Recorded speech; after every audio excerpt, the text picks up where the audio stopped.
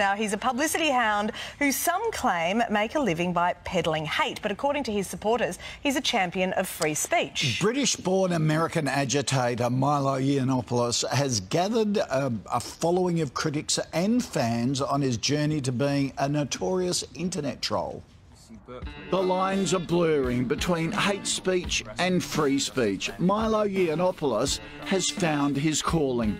A former senior editor for the fringe right American news site Breitbart News, Yiannopoulos was forced to leave after allegedly condoning pedophilia. Some of those relationships between younger boys and older men, the sort of coming-of-age relationships, the relationships in which those older men help those young boys to discover who they are. It's a claim he's denied. His is a career built on divisiveness. He's dismissed concerns about America's college rape culture, calling it a campaign squarely aimed at undermining masculinity, and banned from Twitter for inciting a harassment campaign against African-American actress Leslie Jones. He's called feminism an ugly sociopathic cancer, publicly disparaged a transgender student, and supporters of the Black Lives Matter movement. Black Lives Matter doesn't really care about black lives. It's, as we'll discuss shortly, more of a movement for attention, money, and, like most activism, more money. He's anti-Muslim, anti-immigration, and fiercely pro-Trump. He denies he's a white nationalist.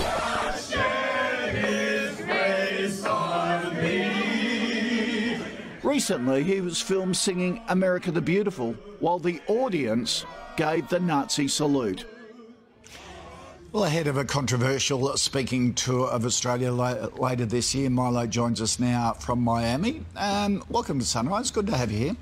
Look, I've seen a lot of... Thank you so much for having me. I've seen a lot of your clips, and I can't help but think whether you actually mean half the things that you say and whether you're just trying to get attention. Do you actually believe in what you say, or are you just trying to stir the pot?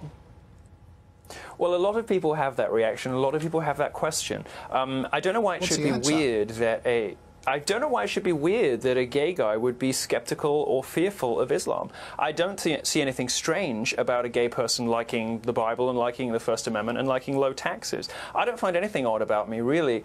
In order to find me peculiar or strange, or in order to think that perhaps I'm putting it on, you have to sign up to this idea of identity politics, which suggests that just because somebody is black or gay or a woman, they have to have particular political or ideological positions. I reject that idea. Well, I don't care whether you're gay or whatever. I'm just saying, you know, some of the things are just so outrageous, and the way you put them, I think, is he like a real-life Borat that's just out there to make fun of everyone and what do you think's outrageous?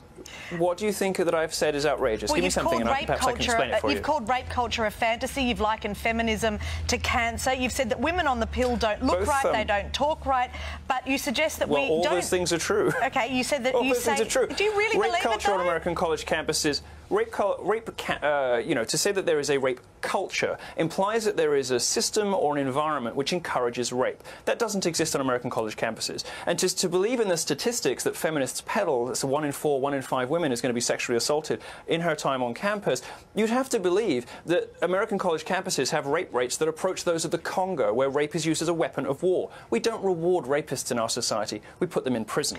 On the feminism question, women agree with me. 4/5 of American women do not describe themselves as feminists, and just 7% of British women describe themselves as feminists. I would imagine that Australia, being a very sensible country, would share those views too. It's only journalists who insist on political positions and insist on feminism in public. Actual people at home agree with me. I've heard you say that with almost every interview that I saw you do. But on your statement... Then you should ask different questions, darling. I'm just about to. You've said that women on the pill don't look right and don't talk right, but you don't suggest that we replace the pill with anything, because you say we need the kids to breed enough to keep the Muslim invaders at bay. I'm just not sure why you want to be hurtful rather than just have a reasoned debate. Can't you get the same outcome?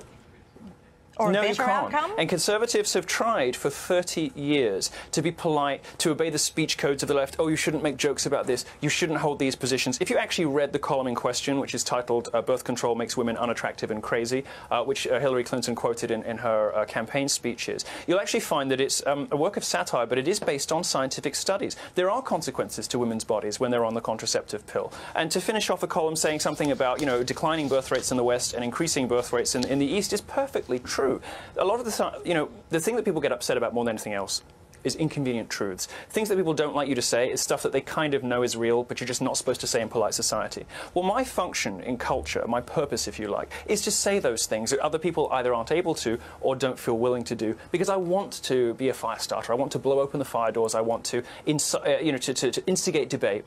And other people then can take that wherever they choose. I don't want everyone to be like me, but it's very important that some people are like me in a culture of stultifying political correctness, where people are worried about making the wrong jokes, worried about having the wrong opinions, and worried even in citing the wrong studies. OK, well, you're touring later this year. Thanks very much for joining us. Thanks, Barlow. Thank you. Thank you so much. I rest my case from the very first question.